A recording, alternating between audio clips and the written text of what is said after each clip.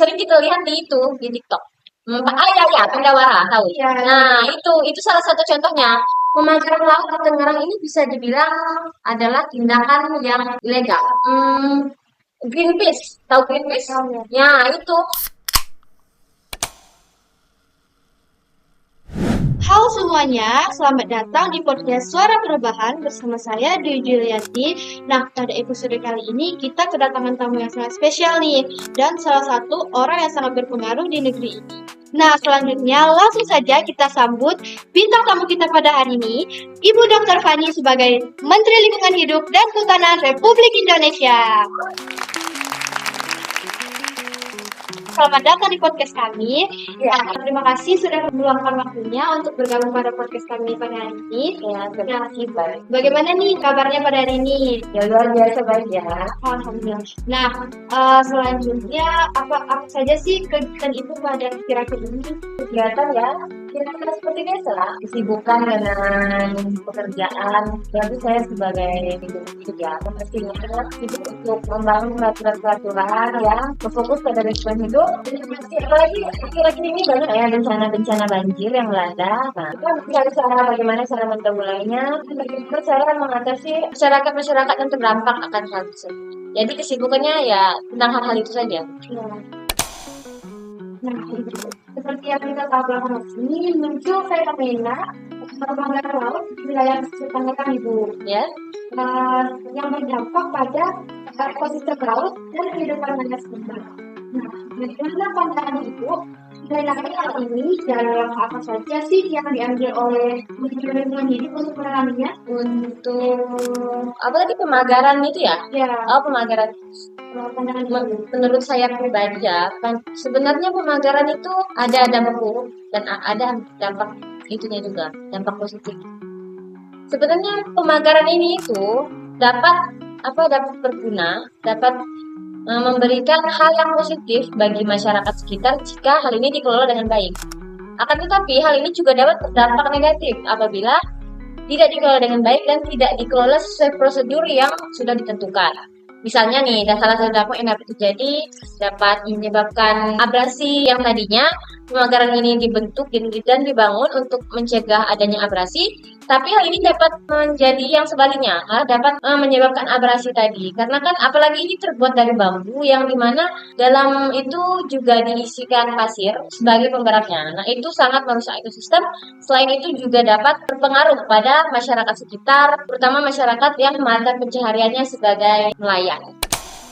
Ya. Nah, apakah ini pemagaran laut ini sejalan dengan kebijakan pemerintah untuk melindungi pesisir dan ekosistem laut? Apa sih Bu dampak dari pemagaran ini yang perlu kita perhatikan? Sebenarnya ini tidak sejalan ya dengan apa yang sudah ditetapkan dan apa yang sudah menjadi prosedur dalam pemerintah. Karena apa? Karena sebenarnya pemagaran laut di Tangerang ini bisa dibilang adalah tindakan yang ilegal karena tidak mendapat persetujuan dari pemerintah utama pemerintah pusat. Sebenarnya pemagaran ini dilakukan oleh pihak swasta, ada juga masyarakat lokal, masyarakat setempat yang terlibat tapi tidak menyetujui. Nah, ini sangat-sangat tidak sejalan. Karena apa? Karena mereka tidak memperhatikan bagaimana cara membangun pemagaran itu agar tidak merusak ekosistem sekitar. Mereka hanya fokus pada tujuan mereka yaitu untuk mencegah abrasi. Padahal mereka lakukan itu malah menyebabkan sebaliknya gitu. Abrasi tadi. Dampak yang kita perhatikan, nah itu yang saya bilang tadi, dampak negatifnya itu seperti merusak ekologi laut, ekosistem laut, dapat menyebabkan abrasi, dan dapat mengganggu aktivitas masyarakat sekitar, terutama yang bekerja sebagai nelayan tadi. Baik. Nah, jadi tidak pemerintah menolak hal ini ya? Iya, sangat menolak. Nah, jadi apakah ada kebijakan atau solusi yang sedang dipertimbangkan untuk mengatasi hal ini tanpa merusak ekosistem laut sendiri? Solusinya, kalau sebenarnya ini sudah didiskusikan sebelumnya dengan pemerintah lain, dengan pengurus lainnya yang berkaitan dengan hal tersebut, ada cara yang dimana cara pertama itu akan mengajak masyarakat sekitar untuk diskusi yang mendalam mengenai pemagaran itu sendiri. Bagaimana nantinya pemagaran ini dapat memberikan dampak yang positif tanpa merusak ekosistem. Karena kan pastinya masyarakat sekitar kan lebih paham ya bagaimana kondisi laut, bagaimana keadaan laut itu nantinya, karena mereka yang lebih dekat dengan laut itu. Jadi kita seharusnya sebelum kita melakukan adanya pemagaran itu, melakukan adanya tindakan-tindakan tersebut, kita berdiskusi dulu dengan masyarakat kita rembuk, bermusyawarah dulu, bagaimana nantinya ibu bapak, bagaimana sih supaya pemagaran ini tidak merusak ekosistem. Kalau untuk ekosistem itu sendiri, supaya ekosistemnya tidak terganggu, nah kita bisa mengajak masyarakat sekitar menanam pohon mangrove. Pohon mangrove itu kan dapat berfungsi untuk menahan adanya abrasi ya. Jadi itu lebih efektif untuk menahan abrasi dibandingkan pemagaran itu sendiri. Selain itu, Ibu Sandi, bagaimana nih keterlibatan masyarakat dalam pengambilan keputusan mengenai proyek-proyek besar seperti pembangunan laut ini, dan apakah ada mekanisme yang memungkinkan masyarakat untuk memberikan masukan? Oh ya.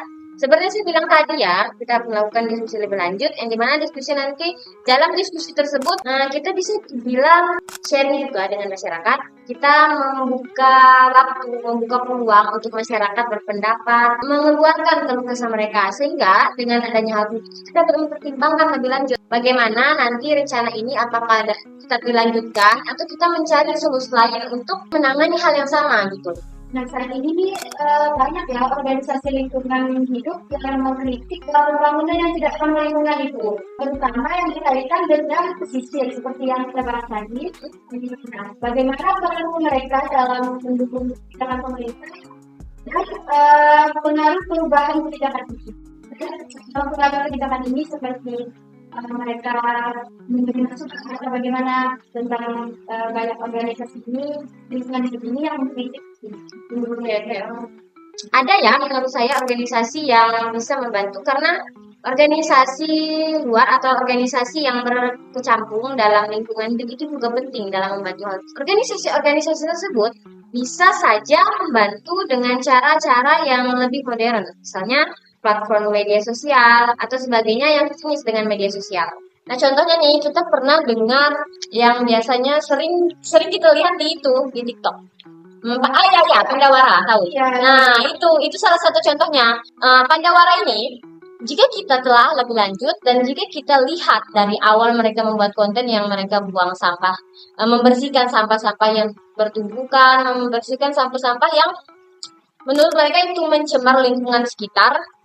Nah, itu tuh jika kita ambil pesan yang tersirat ya, dari saya pribadi lihat, itu tuh salah satu bentuk kritik mereka terhadap pemerintah yang tidak peduli akan adanya sampah tersebut. Nah, sejalannya waktu, akhirnya Pandawara ini bisa bekerja sama dengan pemerintah, bahkan influencer yang dapat membantu mereka untuk mengembangkan adanya organisasi mereka tersebut. Nah, selain Pandawara, ada juga organisasi apa itu ya? Greenpeace, tahu Greenpeace? Ya, itu Greenpeace itu, ini kan adalah organisasi yang bergerak dalam lingkungan hidup ya. Mereka bahkan pernah pada tahun 2018 itu, intinya tindakan mereka saat itu yang mereka lakukan adalah mereka membantu pemerintah dalam lingkungan hidup, salah satunya lingkungan itu, kelautan gitu. Peran mereka itu sangat penting, selain menyadarkan pemerintah, mereka juga dapat membantu pemerintah dalam menyadarkan orang-orang sekitar. Bukan hanya menyadarkan pemerintah saja, mereka juga menyadarkan masyarakat sekitar bahwa kebersihan lingkungan itu penting. Bagaimana aslinya sesuatu tempat jika lingkungan tersebut bersih, begitu. Nah, Ibu, masuk ke pertanyaan terakhir nih. Mungkin banyak orang di luar sana yang ingin tahu nih Bu, apa sih yang bisa mereka lakukan untuk membantu menjaga pesisir dan lingkungan hidup mereka, dan apakah ada langkah yang konkret yang bisa dilakukan oleh masyarakat? Terus ini itu tenggorokan saya kering sekali. Boleh ayo? Boleh silakan. Oke, terima kasih. Terima kasih ya Mas ya. Oke, kita lanjut. Bagaimana langkahnya untuk langkahnya sendiri, bagaimana masyarakat dapat menjaga lingkungan sekitar ya. Untuk langkahnya sendiri itu kita tidak bisa langsung terjun nyemplung gitu aja ke langkah yang besar. Kita harus mulai dari hal-hal kecil dulu yang nantinya dapat berdampak besar bagi kita. Anggap saja ini adalah sebuah pelajaran untuk kita ya. Jika kita tidak mempelajari materi dasarnya atau rumus dasarnya, apakah kita tahu bagaimana cara menambahkan 1 tambah 1, 2 tambah 2? Tidak kan? Nah, begitu juga dengan lingkungan. Bagaimana langkah kecilnya? Yang pertama, biasakanlah untuk tidak buang sampah sembarangan. Karena sampah itu sangat berpengaruh dengan lingkungan sekitar kita, terutama lingkungan pesisir ya. Kemudian kita juga bisa untuk mengajak orang-orang sekitar lingkungan tempat tinggal kita untuk menjaga kebersihan pantai. Membersihkan pantai sekitar yang tadinya banyak sampah, mengajak orang-orang sekitar untuk membersihkannya. Selain itu, kita juga bisa membuat komunitas yang dimana komunitas tersebut berfokus pada penanaman hutan mangrove. Dengan adanya hutan mangrove itu sendiri, seperti yang saya katakan sebelumnya, hutan mangrove ini dapat berfungsi untuk mengatasi adanya abrasi laut. Banyak juga fungsi-fungsi lainnya, tapi fungsi utamanya adalah untuk mengatasi fungsi laut itu sendiri. Salah satu fungsinya itu. Jadi itu adalah tindakan yang nantinya dapat berdampak besar begitu. Dan begitu Ya. teman-teman student kita sudah diuji sana.